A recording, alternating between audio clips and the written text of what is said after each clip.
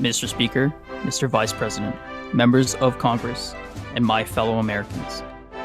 Today marks one of the most momentous occasions in American history as I deliver the State of the Union address. Psst, Mr. President. Yeah, what is it, Agent Peon? As the leader of your Secret Service, I do feel obligated to tell you that we are not in the House of Congress. Hell, we're not even in the United States right now. Well, you're gonna have to give me a sit rep on our current location. Sir, we are in the Amazon rainforest, and furthermore, you're no president at all. You're AV, the podcast host. What? Well, I'm gonna have to tell you, we're not in the Amazon rainforest. What? And you're not a special agent. You're also a podcast host. Come on. Yeah, we're in your living room. You're on the floor, doing circles. That is my cat.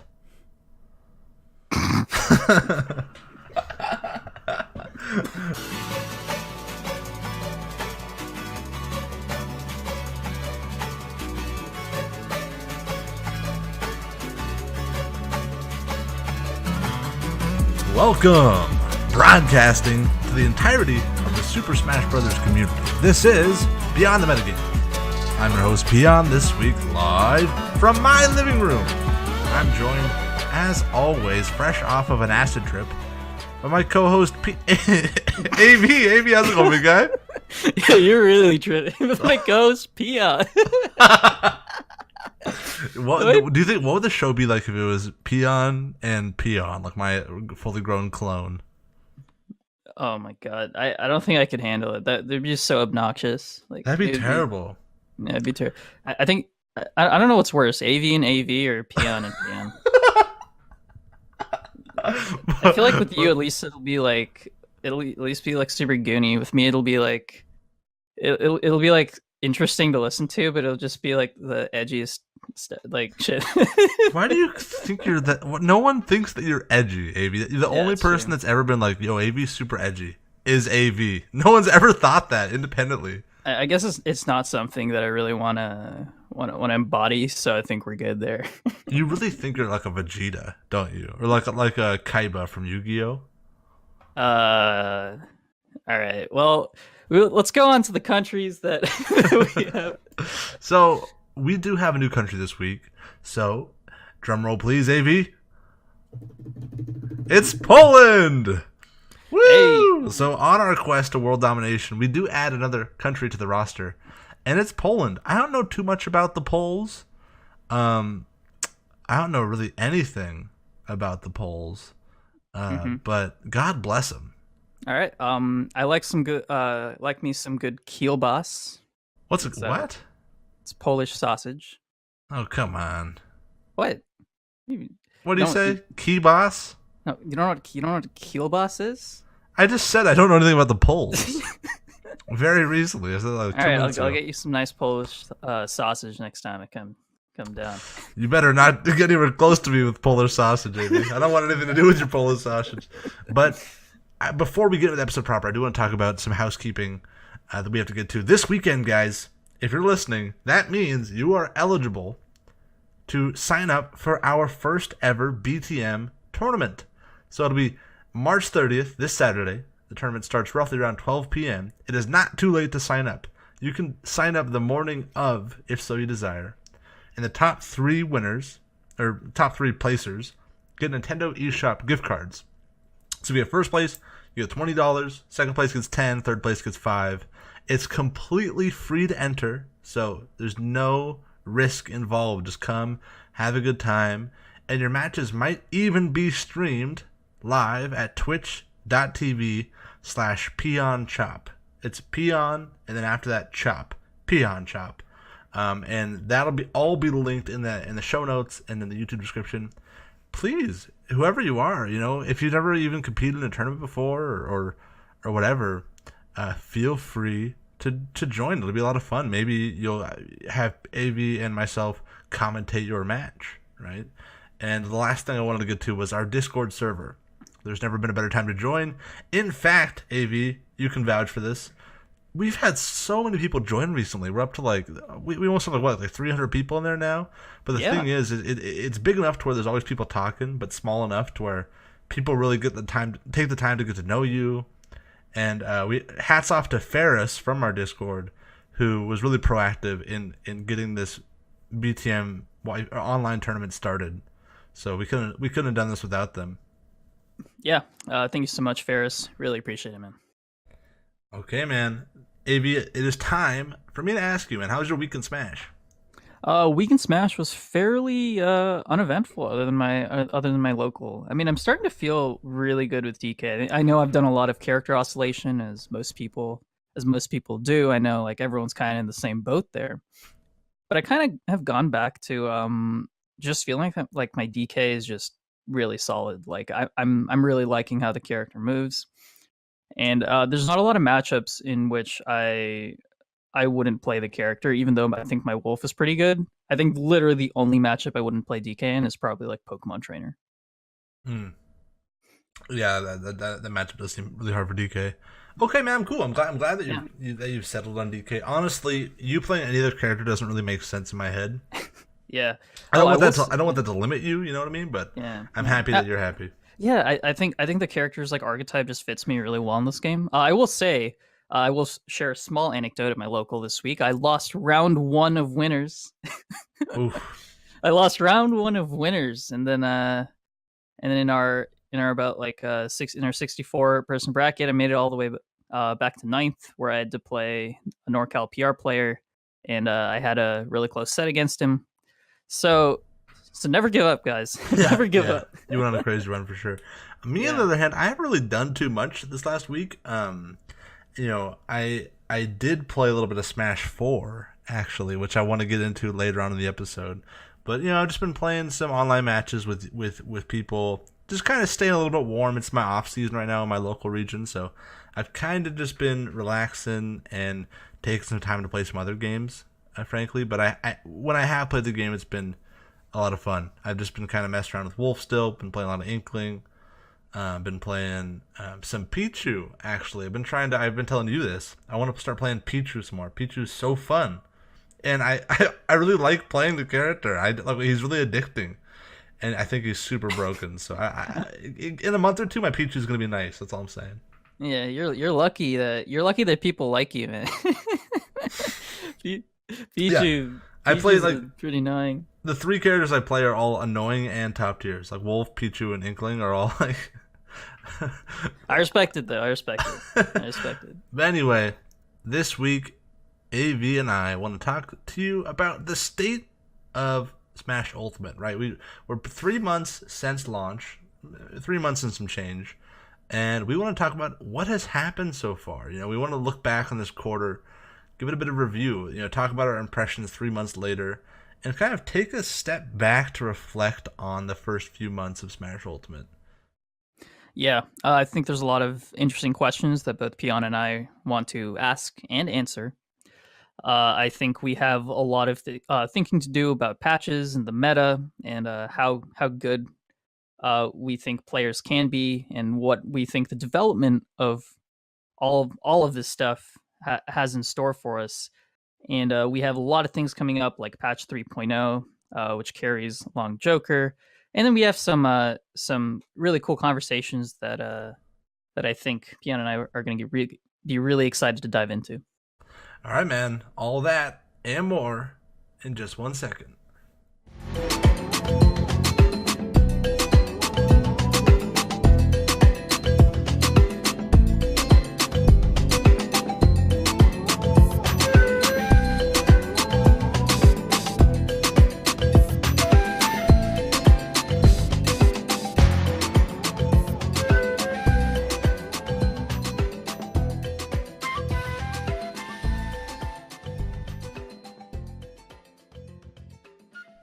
Welcome back to Beyond the Metagame. This week, AV and I are here to deliver the state of the union of Smash Ultimate.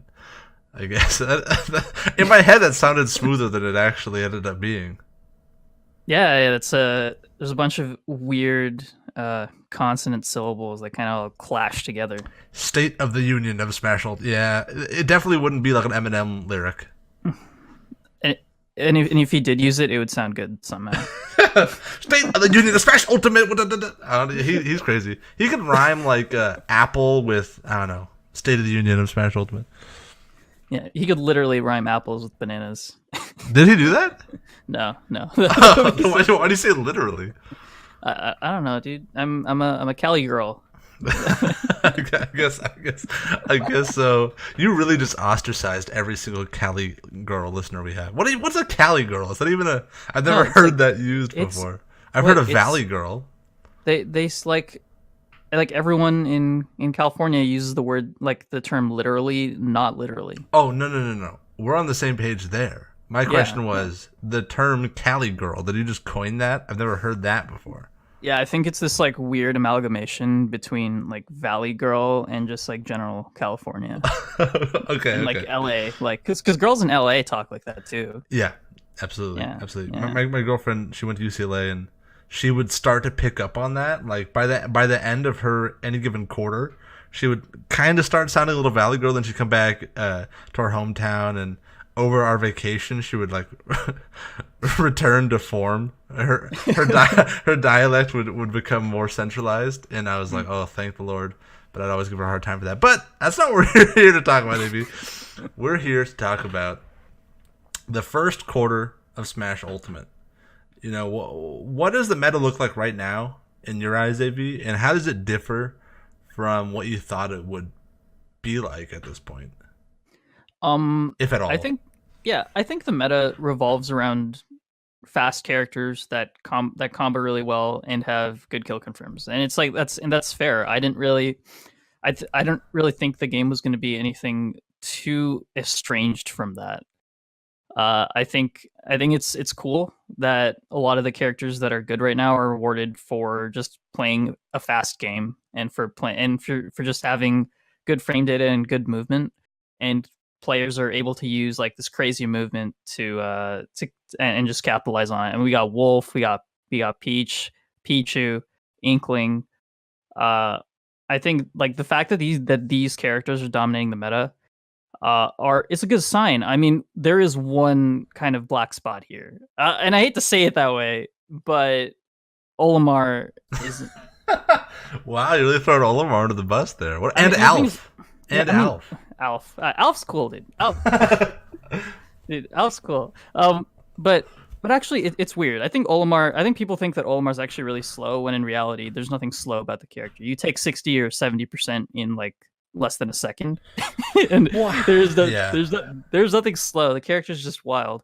So I think there's something to be said about like how he's so indirect. Like you fight against Olimar, you watch Olimar, and I think that our brains just like to associate any given outcome like with the action that caused that outcome, right? Like that's why people love Falcon. When Falcon lands a knee, it has a dramatic result.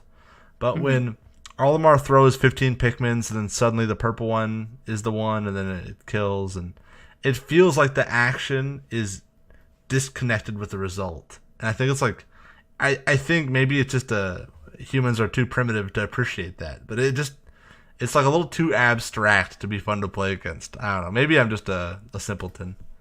Yeah, I mean, I have been playing Olimar a bit because I think there should always be someone to help practice the matchup with. I've been helping people out with that, but the character is like wildly explosive. I mean, you wouldn't think about it in Smash 4 and in Brawl. The character did not play explosive at all. The character played like really campy, really really like it, like you said. There's this like an even greater like form of indirection in the previous games, but in this game the character just kind of just goes in and it's like you don't. And I think people who write the character off as extremely slow are honestly wrong. People who think that the character has a bad disadvantage are in my opinion aren't looking at all of Olimar's ways to mix up his landings, and I think he's crazy. Well, I don't think. Yeah. I don't think he's slow. I think that's the wrong way to address him as. I just think Yeah, he dictates the pace of the match. absolutely. You have to Yeah. play his game when you fight against him. So that's why it's like, it, that's why he feels slow, because maybe you want to go fast at a time where he doesn't want to. But I will say this: playing as Olimar is a blast, and I think it's because the whole situation I was drawing, the whole like action and outcome, I don't know what to call it, situation.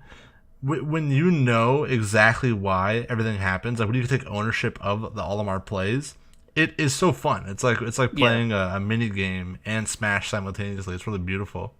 Yeah, it's like playing a turn-based Japanese RPG game, dude. It's cool, man. It's actually, it feels kind of like playing Pikmin. Actually, it's a really cool design character from Have you ever playing it. have you ever hit a double purple up smash into double up air? I have not. I take it you have. Yeah, it does like 70%. It's one of the most like satisfying things to do in this game. Oh, man. I'm But happy that you do yeah, that. Just don't do it against me. okay, I won't. I promise. But yeah, But just to wrap that up, my expectations going into Ultimate were that edge guarding characters were going to be super good. A lot of people kind of thought that, like Pikachu, Sheik, maybe even Bayo will still be good. A lot of the characters that can go off stage will be great because air dodge just got nerfed, right? But the thing is that people didn't really realize is that like every character pretty much can effectively edge guard, like barring Little Mac, right? So that really hasn't been as big of an issue. I mean, sure, it helps to be a good edge guarder, but a lot of characters can edge guard pretty well, so it doesn't really make you that special. What makes mhm. you special is having like awesome, reliable kill confirms and a safe neutral and like good out of shield options. Yeah, yeah, I can definitely agree with that. And some of the characters that I brought up earlier, e.g., Peach, Pichu, Wolf, all of them have incredibly safe neutrals uh, with either good combo games in the with the Pikachu club, or Wolf, who has kind of like these two piece strings a lot of the time, and then but has the ability to just kind of delete your stock and Yeah. like Well, Wolf will do like yeah, 2 hits, but it'll do like 30% to you. You're like, what? Why do I have? Why did it, like Pichu will hit you 18 times and it'll do like 50%, but Wolf hit you twice, and it's like, well, Wolf's combos aren't that good, but it's like, well, they don't need to yeah, last very exactly. long. Yeah, exactly. I mean, his two pieces are like worth their weight in gold. Like, so I think Wolf is a tad overrated right now, and Hmm. I think it takes a lot of I think it takes more to pilot him than I think people think right now. But I think it's only very slightly overrated. I don't think I don't think it's by that much. You still think he's top tier? Absolutely, I think he's top tier. I just think his off stage is more exploitable than people think, and people just have to be going a little more ham when it comes to when it comes to edge guarding, especially because you can force him into situations where he can't snap the ledge. Sure, sure. So Yeah. I want to ask you a question, Av. Um, right now there's a lot of discussion going on about, especially maybe not so much right now, but at least a month or two ago, everybody's talking about, okay, this gameplay right now is not representative of what the game will look like in a year from now. Once everybody learns how to parry everything all the time, and once people have their combo games optimized, people always talk about these like this hypothetical game state where the game in the future is much different than the one today, right? Yeah. Where do you think we are on that storyline right now? Like, do you think that this gameplay that we're seeing on the top level, or even on like mid level, local level gameplay, do you think that it will be recognizable compared to the gameplay of a year or two from now? Like, how close are we to reaching that super high level gameplay? So there's a bunch of things to take in here. One assumption we have to make is that there's going to be no significant gameplay changes coming in patches, and only like tweaks here and there, a la patch 2.0, which was mostly which is the majority of it was just simply like minor gameplay tweaks that were all like character adjustments. I think that I actually don't think I don't think we're as bad as people claim it to be, but I think it's super hard. I think making any I just have a hard time making a read on it because like we observe the melee meta like developing even after 12 years. So I have a hard time saying that we're even close to the top level of Smash Ultimate. But I think from what we're seeing, I actually think that the players are that it's very clear that the top players have are far and away taking the game to much greater heights than a lot of the players at the mid level, which is and the fact that they were able to do that so fast shows that I think we're probably sitting at about like maybe 60% of critical mass. 60%. Okay. Yeah, it's hard. It's hard to imagine because, like you said, like even if like Nintendo themselves doesn't change something in a month from now or whenever 3.0 drops, they said April, right? So it could be any time in the next month, right? But regardless, maybe something has yet to been discovered. Something akin to L canceling in Melee, where it's like this kind of universal technique that every competitive player implements, right? Or who knows what is still unknown, right? I mean, I'm sounding pretty Christopher Columbus right now, but you get what I'm saying. So it is a hard question to ask. Mm-hmm. But I will say this. Even as far back as the Genesis Grand Finals or that whole top 8 with Zachary and MKLeo taking over Void, the amount of optimized punishes we were already seeing was so inspirational. Like Void would just power shield something and would parry something and they'd be dead. He'd parry, down tilt into down air as Pichu. It was like, whoa, like this guy's already feels so comfortable in this game. Yep. And it's been pretty cool to see, man. People are taking the game more quickly than I imagined that they would be able to. And that's why I think that we're actually further along than people think. We may not be like maybe anywhere close to the best play, but I think we have to give a lot of credit to the people who are playing at the apex of Smash Ultimate. I think a lot of that 40% maybe is learning character matchups.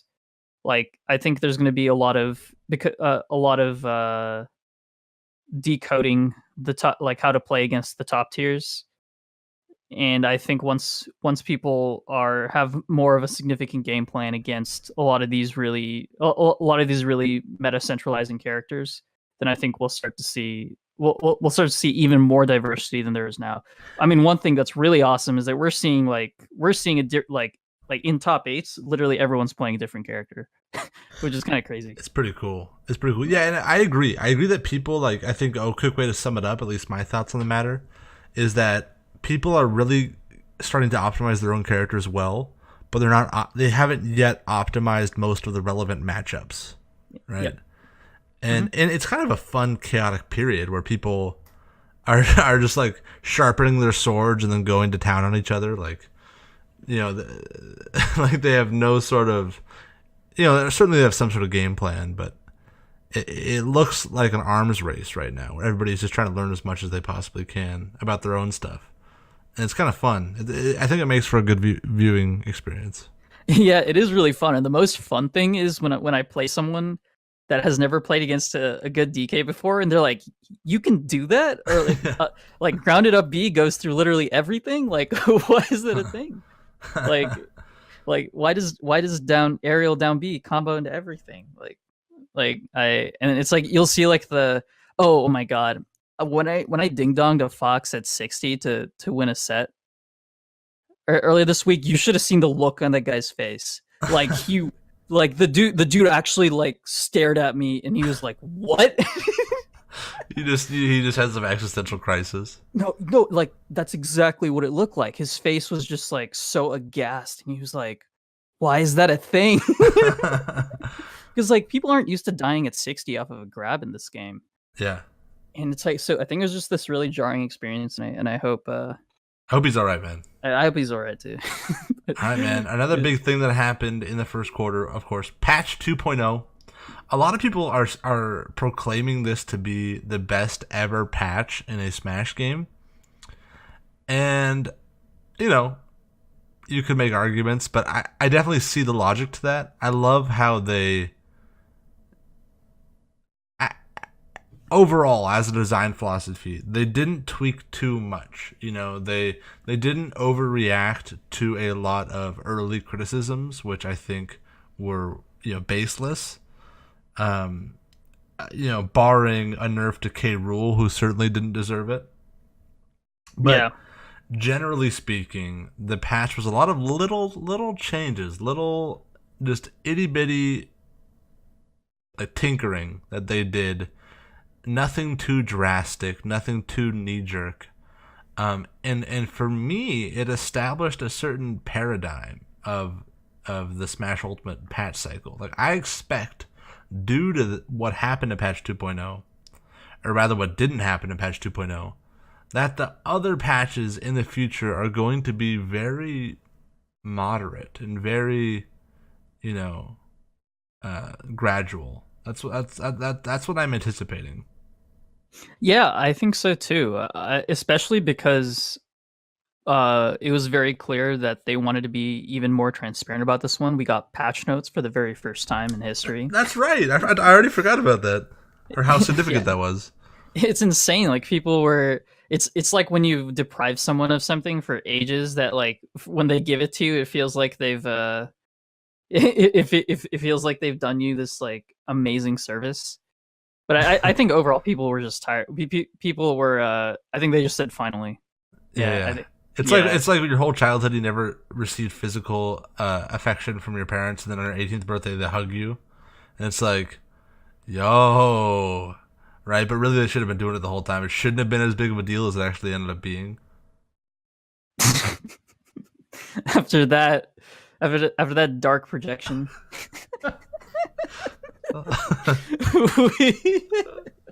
You can't relate, Amy? Come on. No, Just me. No. Oh, looks like someone will need to get some hugs. I'll tell my people. You'll tell Hugo Gonzalez to come over to Peon's house. I'll send my hug strike team. I mean, well, hey. Going forward though, with patch 3.0, looking at patch 2.0, of course we're gonna get Joker. I do expect balance changes to also be, pretty tempered. I think that they'll be more aggressive now in 3.0 compared to 2.0 in terms of, changing characters around, just because they've had a little bit more time now. They've had a little bit more time to analyze stats, to look at tournaments. I hope they're not just going to look at like Elite Smash and make decisions based on that, but they likely will. But I think they'll be a little bit more aggressive this time around, though. What do you think? Yeah, I mean, they were very upfront about the fact that they were going to use Elite Smash to inform balance changes. In fact, that was part of the reveal trailer, which is interesting. I mean, I don't think it's overall bad, because the majority of people who play Smash are not competitive players like us.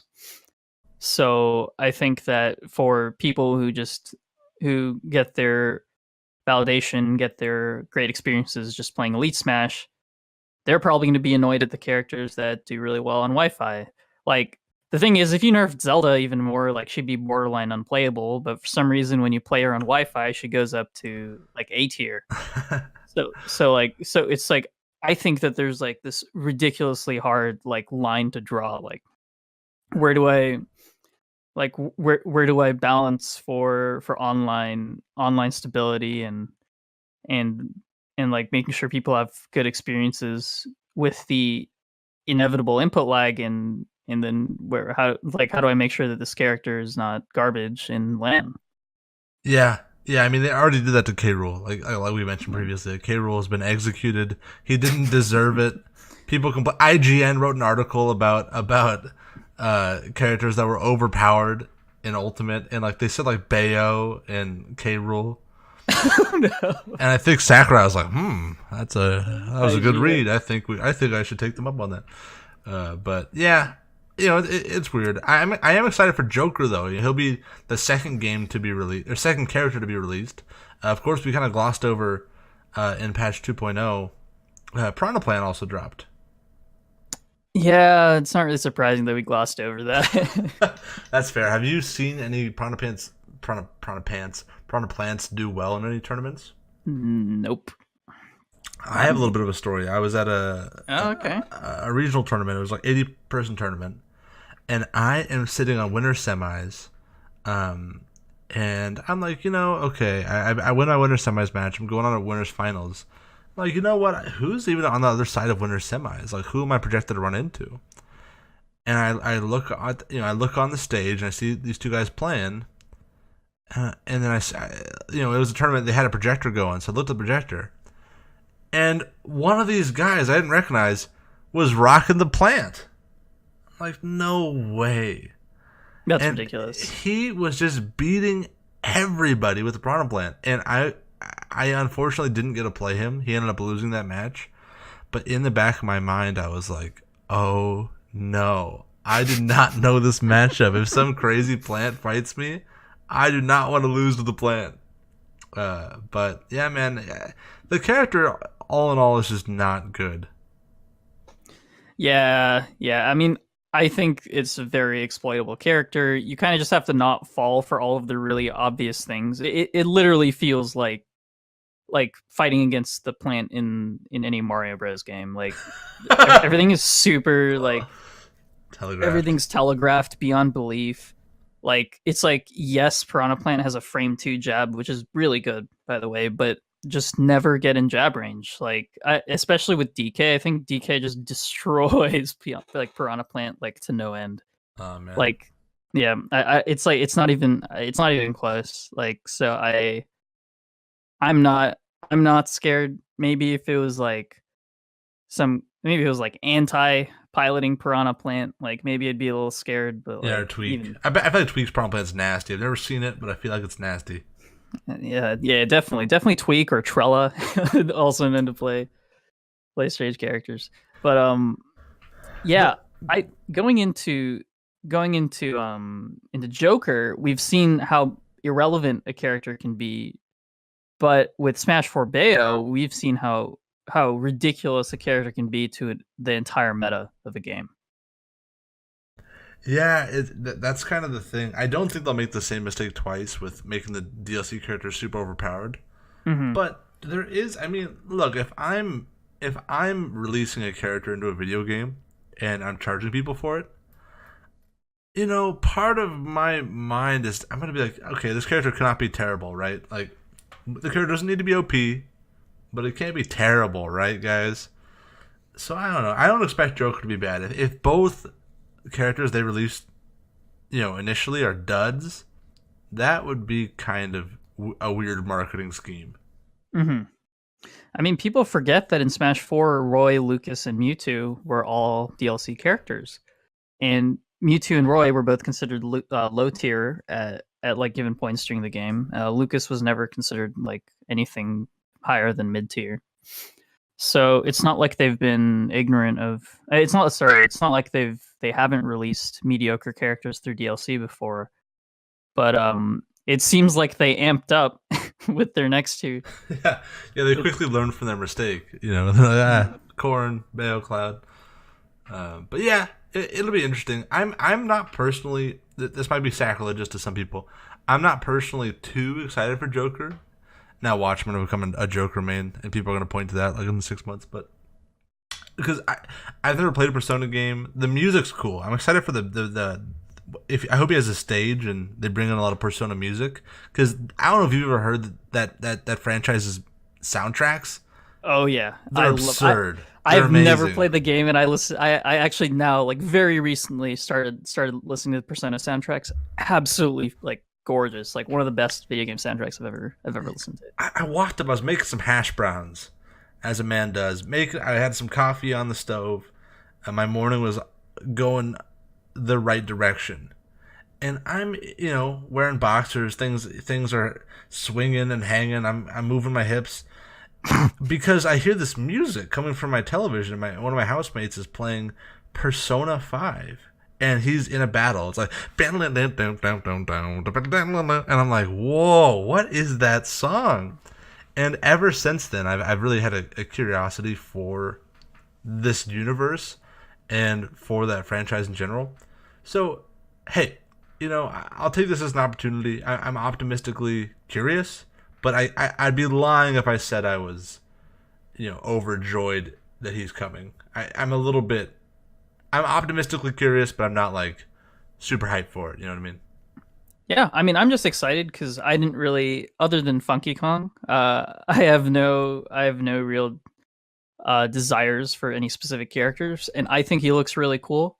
So I have no complaints whatsoever. So, quick question on that: do you think that they're gonna add any new features to Smash Ultimate? Maybe like a home run contest, a board the platforms. Anybody? Oh my god, no one wants board the platforms. Come on, man. But yeah, do you think they're gonna add anything like that? Any like peripheral game modes? Dude, we need like team target break the targets versus team board the platforms, dude. Can we get a straw poll, please? Yeah, we need a poll because I'm team break the targets. I think break the targets was one of the coolest things in the game. It actually like required skill, and it was like it wasn't just about movement. It was about movement along with like really well timed attacks. Of course, I don't care too much for the brawl one. The one that I really the melee one was the true.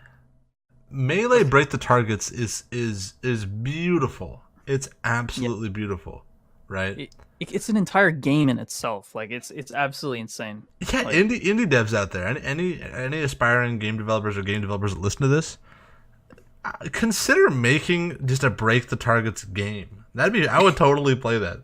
What I would pay the big money for, though, baby, is board the platforms the game. Come on, someone crowdsource this. Let's get this funded. Let's get this produced. You have my email, beyondthemetagame@gmail.com. Let's get this started. Never heard of a bigger flop idea in my entire life. So one thing I want to get back to in the first quarter, like narratively, ever since really the announcement of Ultimate, was this whole kind of melee player versus Smash 4 player thing, and it really wasn't so much like a versus, but it was more of an melee and Smash 4 community.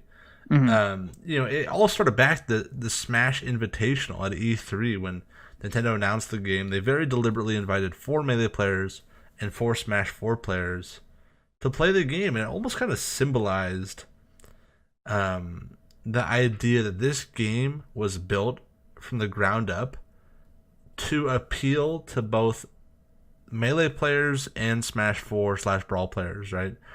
And because that narrative was established so early, we were also curious, like, who's going to come out on top? Who is going to really thrive at this game? I remember you and I talked about this on the very show. We were predicting, who's going to have an advantage when the game comes out, melee players or Smash 4 players. And yeah. Oh, yeah. Go ahead. Oh no, I was just gonna say we got to also follow up on this narrative at the latest Summit event, which is really cool. Yeah, absolutely. And yeah. we did see there at the Summit and at the Smash Invitational, and pretty much just all the early majors that the Smash 4 players are surely being rewarded more so than the melee players. Like, I think this game's very different than Smash 4, but I think there's something about like the nucleus of the game. I mean, it is the same engine, right? As Smash 4. There's something about it that just, I think it feels like a really, really, really good version of Smash 4 and not necessarily a different version of Melee. Armada, notably, doing really big things for the Melee boys at Summit, beating Zero, Leffen holding it down. Leffen, is kind of, he's definitely a Melee guy, but he's proven himself in other fighting games like DBZ and Marvel vs. Capcom, so it was less of a surprise that he's done so well, beating Wadi at Genesis, putting up a really good fight against MKLeo Genesis. and all around doing some really great stuff. ZD, he beat, right? AB. Yeah, well, I think Armada beat ZD actually. Oh, Uh, pardon me. You're right. You're absolutely both right. Armada and Mewtwo King beat ZD, which is actually I have to think that was like just ZD having an off day. There's like because I think ZD was playing insane at the at Smash Nimbus. Yeah. And that was the one of the Summit qualifier tournaments, and he was playing really well, and he was the one who took out Tweak. So for Yeah. for him to lose to Armada in Mewtwo King, it just feels. I have to give credit to Armada and Mewtwo King, but that's absolutely insane. It Yeah. You, does you don't go want you don't want to John for him, but at the same right, time, like you do have off days, right? So like, should you right. recognize it? I don't know. I probably. Yeah, I mean, the point of being a good player is that your off days need to be as just as good as someone else's as someone else's best days. So I guess that just shows that he has a lot of work to do in shoring up in shoring up the consistency of his gameplay. So Yeah. yeah, that being said, I think it's cool that melee players are seeing like great results in this game. I think that's super encouraging because as someone who was always put off by how much melee players like made fun of Smash 4 and called it like a really like terrible slow game. I like that melee is actually integrating into this game, and some people are actually completely switching off melee to play this game. Yeah, it's fun. It's fun. I mean, Melee is a beautiful game. I love Melee. I'll play Melee till the day it dies. Yeah, I don't really play competitively right now, but Yeah, I still love playing it casually. And but it makes sense. It makes sense to play Ultimate right now. I mean, the game's new. It's exciting. It's accessible. You can just pick up your Switch and play. You don't need to have a CRT. yeah, yeah. I mean, I say that I didn't really like the melee player attitude about Smash 4, but have you gone back and played Smash 4 recently? That's so. Here's the thing. Oh, I did play Smash 4 recently, like I alluded to in the intro. And when the game booted up, first of all, it took like 2 minutes to boot up. As I kind of forgot that was a thing. You turn the Wii U on, you press Smash 4, and then black screen for like the next minute and a half. And so the game pops up, and instantly I'm just punched in the gut with nostalgia. Like, whoa, like I haven't thought of this game. I haven't played it since Ultimate had come out. mm-hmm. It was a rush. It was like seeing that girl from back home, and she's wearing a sundress, and she's in her front yard, and you're like, whoa, I haven't seen you since last summer, right? You know what I'm talking about. Yeah, yeah. And I had kind of that moment, and then I booted the game up. I got into a match and was playing. Actually, some of my other local friends and we had like an impromptu tournament, single elimination. Best of 3, best of 5 was grand finals, and we just had a little tournament. We didn't warm up at all. We just jumped into it, had a tournament, and I won against all laws of nature because it felt like a different language. Like I totally forgot. It was like I played this game for 4 years, and now playing it, I can't even move my character. Like it felt so foreign, and not only that, it legitimately felt like we were playing Ultimate, but half the speed. Like we were on the moon with moon physics, like jumping around. I was playing Cloud, who's a fast faller in that game, and my full hop. If I full hopped, I could like recite an entire verse of the Iliad before landing. It was like, how is this game so floaty? Yeah, yeah. I mean, that kind of just goes into to like I've had I haven't ever gone back to play the game, but I've gone back to watch the game because there's like this one set that I really like watching in Smash 4, and then I go back and I'm like, I can't watch this anymore. This is actually like awful. Like like what? Why did I enjoy playing this game? It's so crazy, and it's like hearing your experience about it. It's like because I know you had so much fun playing Cloud because Cloud you just felt you like connected with Cloud like so deeply, and like that character just worked really well for you. And then to hear you like go back and play the character and be so put off is insane. It was crazy. I mean, Cloud, he also felt very strong, but the whole game was so foreign to me now. I really encourage anyone listening to go back and try Smash 4 just for fun, just for your sick curiosity. Just give it a try because it was a really fun experience for me. It was a bit sadistic. I felt very uncomfortable and weird. I was like, what is this game? But it was fun. It was fun for sure. It was fun to revisit it. I think you mean masochistic, but Oh, did I say sadistic?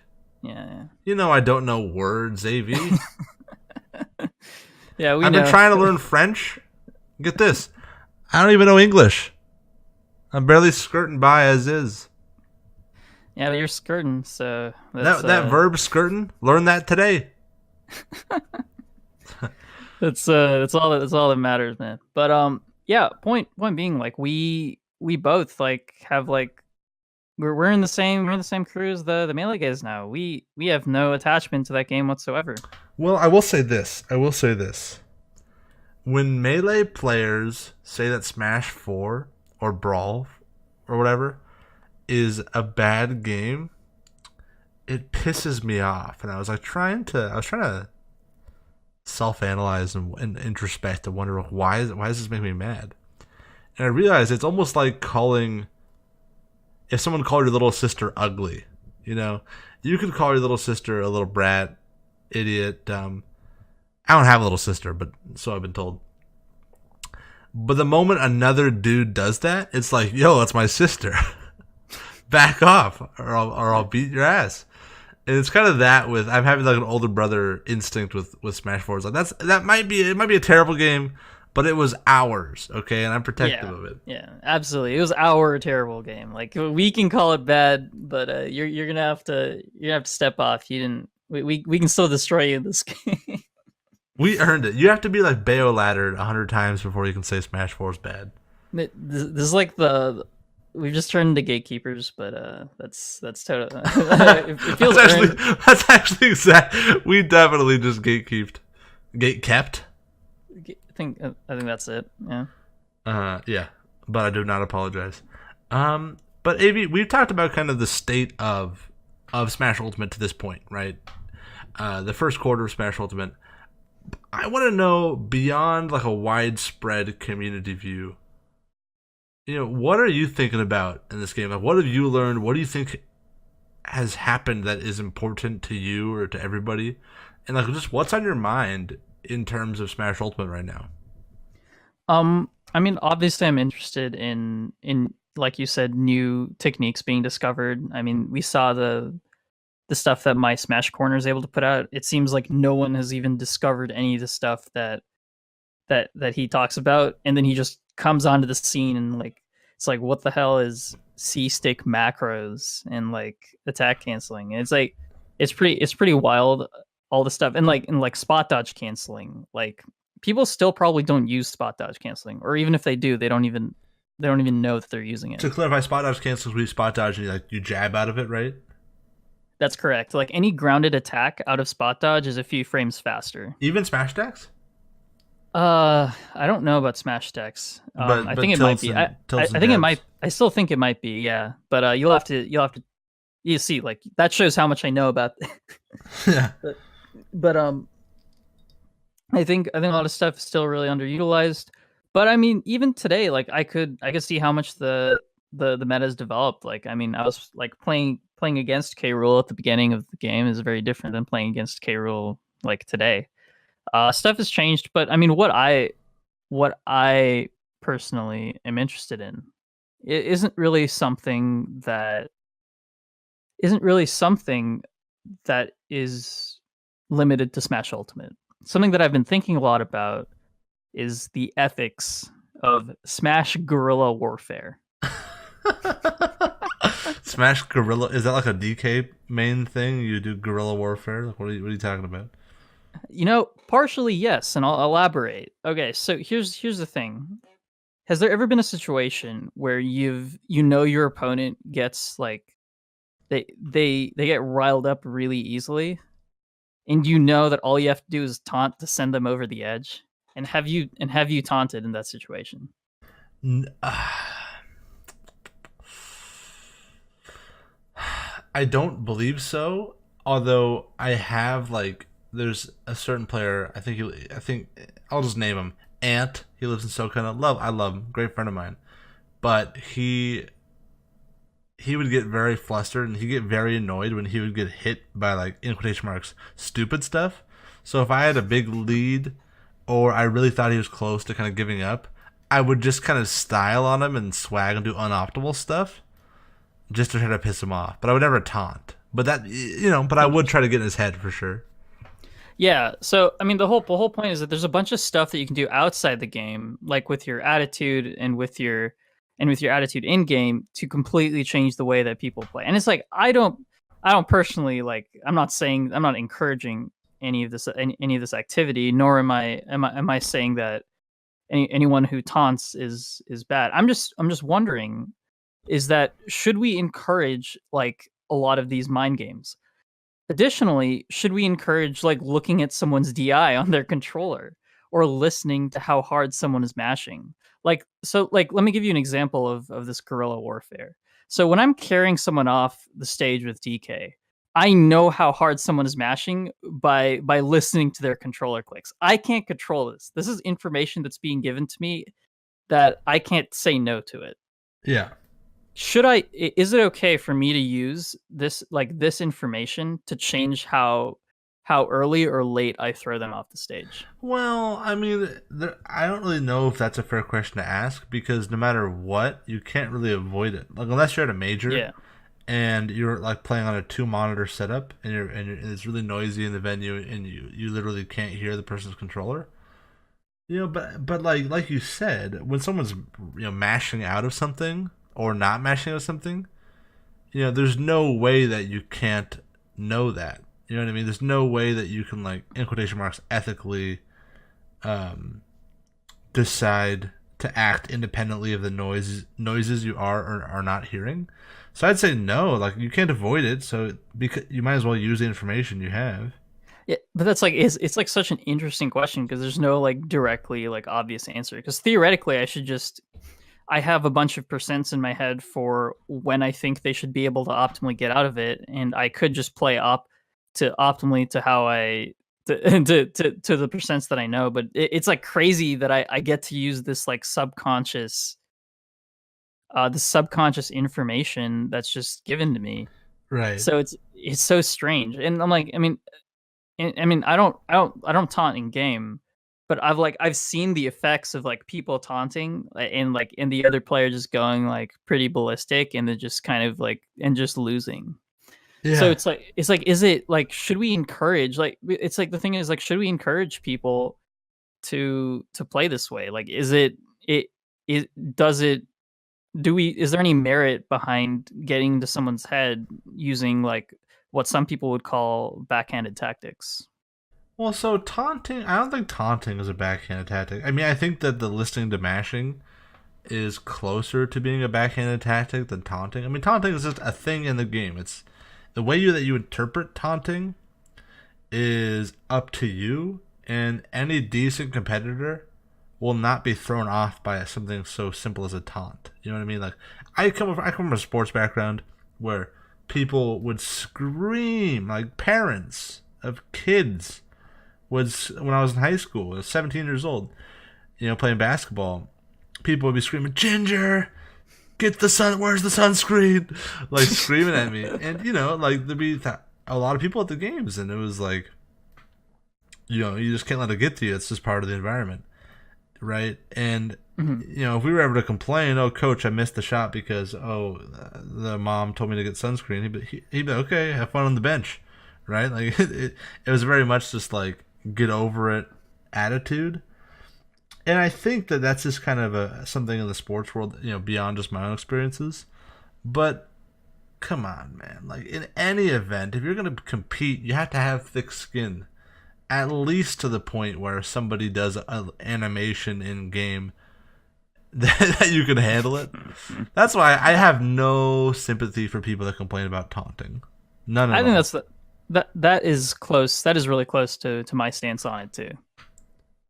Yeah, I think that no one should be really bothered by it in the slightest, because I think it does seem kind of fun too. Like there is some kind of fun aspect behind like, but and this fun competitive fire that it does kind of ignite. There's nothing that should get you really mad with like just like a simple, like you said, a simple like in-game animation. And I think it's like, yeah, I definitely sometimes be like, okay, you're taunting me, all right, bro, let's see what you got, and I'll kind of have that kind of a moment, but Yeah, it's never anger. It's more just like, oh, okay, that's what we're doing, all right, and it's kind of motivating, right? And exactly. Yeah. that's how you have to internalize it. But let's talk about like you talked about like listening to mashing. I know a pretty famous example. It's like Hungrybox would look at people's DI when he'd grab people to like buffer or to like preemptively, execute rest setups, right? Right. Or tech chase situations. So I think that's slightly different. Like when anyone hears how hard someone is mashing, because everyone just gets that information automatically. When you look at a controller, I mean, other than the sound dynamics of like maybe you hear it a little a little louder if you're directly facing the controller, but you're receiving that information whether you want to or not. Yeah, subconsciously, right? Yeah, you're getting that information. But look, like this is a different category. Looking at someone's controller, you are actively seeking out this information, and you're like, and you're getting information that's not from the game, and it's like you're breaking the fourth wall of the game, which is kind of crazy.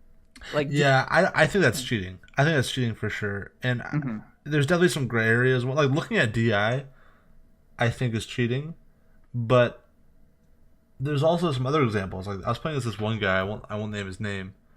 And before the match, he's like, "Hey, do you mind if I tilt the screen closer to me?" And it was kind of pointed in my direction. So I'm like, "Oh, sure, of course." Like let's have the screen facing both of us. I totally was not bothered. Like happy to oblige. He's like, "Okay, awesome, man, awesome." And then we booted the match from the loading screen. And then he just like, after already tilting the screen once to where it was in a good neutral position, as we're loading into the match, he tilts it, he grabs it, and just tilts it towards like super facing him. I can barely even see now. I'm like, dude, what do you? But he did it like right when the game was loading up. So I literally had to be like, yo, dude, why did you do that? I can't see now. And we had to literally, I had to get the TO, we had to reset game one, and we had to like fix the position of the monitor to a point where we both agreed on. And it was like, if I wasn't a very confrontational person, which I am, he would have gotten a huge advantage on me because I would have had a much worse angle looking at the screen. And it's like, people love to leverage little stuff like that. And I think that's a little bit more gray, but I do think it's unethical. I think it's kind of a dick move, at least. Yeah, it's funny how so many of these like environmental aspects like that people can change like play into like your success in a match. Like simply like having like different like chair positioning or screen positioning. And it's really funny, and that is like bad behavior. I mean, that's the kind of behavior that we don't encourage at all. Like that like if you want to be playing with your opponent in the same environment, and you want to either lose or beat them with the exact same with the exact same conditions. Like right. You don't want you want to. This isn't like some like actual warfare where like you where it's like not like the art of war where like if a fight is fair, you've already lost. It's like, you know what, we're not you're not George Washington, bro. Like just have some honor. Like exactly. Well, Okay. I think that's cool. I just wanted to talk about that subject a little because I am constantly interested in these subjects. It comes up a lot with the people that I play Smash about, and maybe we can have some discussion with the community on this because I think there's so many different opinions on this. And the reason I asked it is because I think it's a pretty philosophical question. Yeah, no, I had Yeah. fun with it. I'm glad you've been thinking about it. Yeah. I've been thinking about much more standard concepts, I suppose. I've been really thinking about, funny enough, just what characters I'm going to be playing in the future. You know, with 3.0 around the corner, it is kind of a bit of a question. You know, who's going to get nerfed? Who's going to get buffed? What characters do I enjoy playing and would be okay with if they got a little nerfed, right? And we're kind of in this new frontier part of the game where anyone can discover something influential right now. Anyone can innovate with their character and can develop a new combo, a new tool, a new whatever.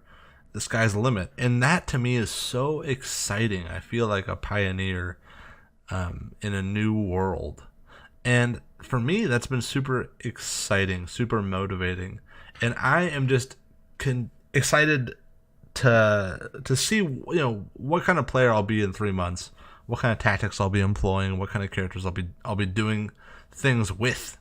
You know, it's just I still feel like the polish hasn't worn off yet for me. Yeah, that's I feel the same way too. It's like whenever I hit like something with DK that I've never seen anyone else do before, I'm like, did I just invent that? Like, is that actually a thing? Like who like and then I kind of look into it and I usually find out that it's more or less a thing. But it is really fun because you definitely there is this I like that there's this like really cool period of discovery that where you really feel like at least if you're playing competitively, you really feel like you're one of the pioneering like members of your character. Yeah, man. Well, I think that kind of wraps up our conversation about you know the first quarter of Smash Ultimate, where it's headed, what we're thinking about, and what's happened so far. Do you have anything else to say about this, AV? I will say that you are one of the pioneers of Inkling combos. That's true. Yeah, That's true. you yeah, kind of wanted to give you a little shout out there. I do think that you've been doing the optimal Inkling combos like a lot a lot earlier since a lot of the other Inkling players, which is funny. Yeah, it is kind of funny. Specifically, AV is talking about. I have I've kind of mastered the some some early percent combos that only like that you could really only do realistically with attack canceling with instant reverse aerials, and I think Inklings will catch up. And I've tried to share the knowledge, but I haven't seen any other Inklings do it. But you know, who knows? Who knows? Like you said, there's probably other people doing the same thing as well that also haven't broadcasted it. You know, Mhm. so I don't want to give myself too much credit. But I think it's time to go into questions. This week, all of our question askers are new question askers, right? Like I said, we've been having a lot of new additions to the Discord. So if you do want to ask a question and be featured on the show, well, join our Discord. And in our Discord, there's a little section where you can ask questions. And we have 4 this week. I'll read the first one for you, AV. Crom08 asks, what do you go over while you're in the lab? What are some good routines to do in the lab? All right, Peon, what do you go over when you're in the lab? Like because I don't lab, so you're gonna have to tell me what you do. Right. Well, the best things to do, right, are to practice combos against certain characters at certain percents. It's even better if you have your buddy or brother or sister or whoever grab the controller and put the computer on control mode, and they can mix up their DI, and you can kind of just practice whether or not combos are true depending on certain DI scenarios. That really helps me when I'm like just trying to explore things and discover things. But in terms of just practice, just like raw practice, it's good just to practice movement, right? Practice a new technique and try to apply it. So let's say like your name's Crom. Oh wait, I'll imagine you're a Crom player, right? A really effective technique that Crom can do is jab into RAR back air or jab into instant reverse aerial back air for like some early kill confirms, right?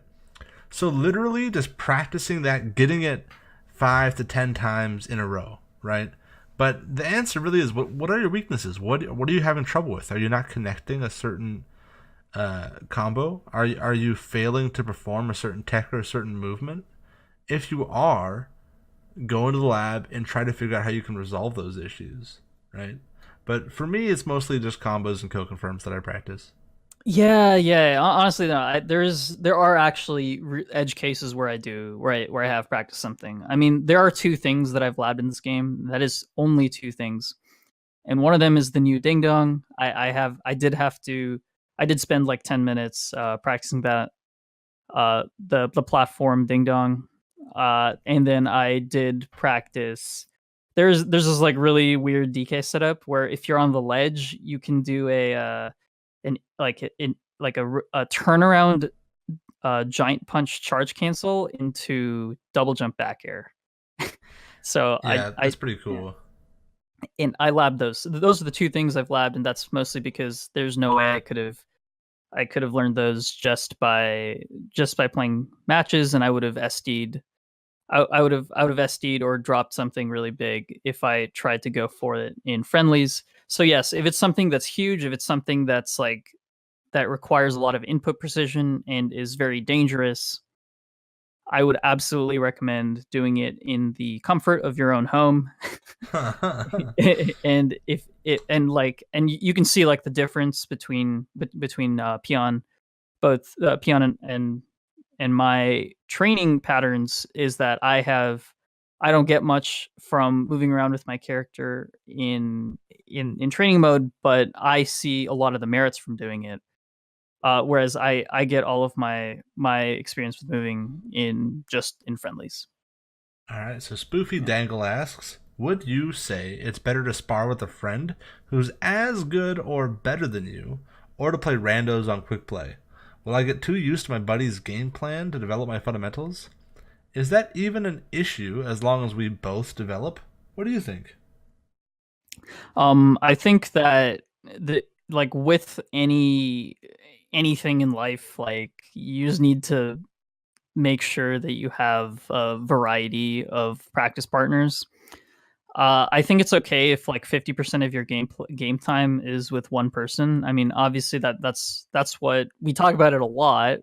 But me and like Peon and I think I don't want to speak for him, but at least 50% of my friendlies were playing with Peon, and I feel like I was improving every time I played with him.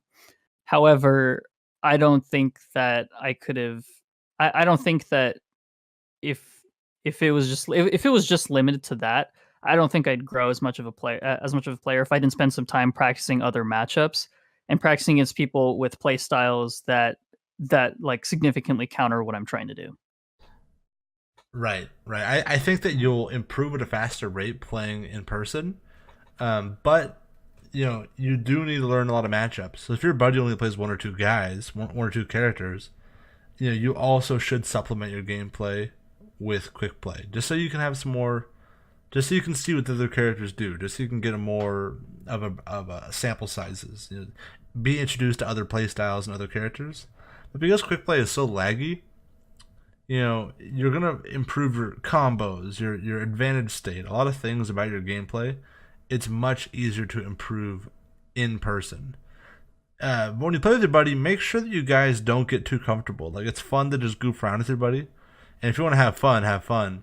But if you're trying to improve, really try to take away something from every game. Really force yourself to learn when you play with your buddy, and you'll improve just fine, Spoofy. Yeah, I absolutely agree. All right, Shaq Pernicus asks, like, what an amazing name. I just have to say that. Asks, while playing online may not be optimal, if it's the only option I have for a large chunk of my practice time, how would you maximize the ROI on playing it? Return on investment. Right. Grinding quick play, finding random arena matches, Discord opponents, some combination. What do you think, Peon? Yeah, so we kind of did just talk about this a little bit, but I think that you should spend most of your time, ideally, um, trying to find Discord opponents or finding arenas. I think like structured practice, right? If you're trying to really get a highest return on investment minute to output, right? I would hop online, go to a Discord of other like-minded people, or go to a character Discord and search out specific matchups, play against people in an arena, and try to learn about the matchup. Ask the person you're playing against, hey, what am I doing wrong? Like, what can I do better in this matchup? And that's the best way to improve online, in my opinion. If you were, really trying to maximize your return on investment. Yeah, I agree. I get no value at this point from playing quick play. So, and I wouldn't really encourage people to do something that I just simply do for the memes. Like I have no I when I play quick play, I actually legitimately don't learn that much, but when I play people that I know or when I play people that I'm in matchups that I'm trying to train with in arenas, I am still learning, albeit it is different with the online environment. But I would absolutely encourage like what Peon said, so I second that. Sure thing. So Cavdar asks, why do you never hear about people practicing drills like in sports? Instead, they just grind, in quotation marks, and play a lot. Why not just focus on, okay, you hop on the ledge and try to get up, and we'll do that over and over again, as an example. So he's saying, or she, they are saying, why don't people just break down scenarios and drill them like you would in sports? And playing basketball, here's how you shoot a free throw or whatever, right? Here's how to hit a baseball. And I think it comes down to this, Kavner. I think that people play Smash to have fun, and drills aren't fun. Drills are what coaches make you do, right? And I think a lot of people have trouble motivating themselves to do drills, but I think they're just as effective in Smash as they would be in sports. What do you think, AB? I think in to some extent, like practicing certain like character mechanics or fundamentals, like you have drills that would be really effective. But consider the example that Kavnar or Kavnar brought up. It was like focusing on hopping on the ledge and try to get up. I actually think that it is pretty valuable. But the whole point of I guess it would be valuable in the sense that uh like one person would be trying to mix up the options every time, and the other person would try to guess the option they're gonna pick or try to punish it. And I actually don't think that that's a representative case of what you would actually play against in a real match. In a real match, you would be playing against someone who has like some predisposition towards like one of the many get up options or maybe two of them, so you can more easily predict them. Maybe, yeah. Well, I disagree. I disagree. Mhm. I think that there is value in like figuring out, okay, what are all my options from ledge, and what does this character have to punish them? Yeah, absolutely. Yeah, I think that's fair. Like, and I was actually going to get to that. I think there's value to saying, okay, what is my hardest punish, and what are my best punishes when I want to call out someone's ledge option. Absolutely. But I feel like it's like once you do that, you're like, okay, cool. I don't really have to do this again because I know what my best option is. Whereas like a drill, in theory, in whether it what like in whatever sport it is, a drill will always have like will have always have a benefit, and obviously like at the highest level, it's going to have like a diminishing return on doing it. But a drill should always have some sort of benefit whenever you do it. Yeah, Yeah. sure. Well, at the very least, I think you can drill your movement. You can drill like instant ledge trumps. You can drill like wave landing on the platforms, certain combos, certain kill confirms. I think it's all about repetition in a practical situation and doing it over and over and over again.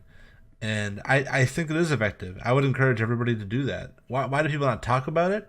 I think it's just not very glamorous.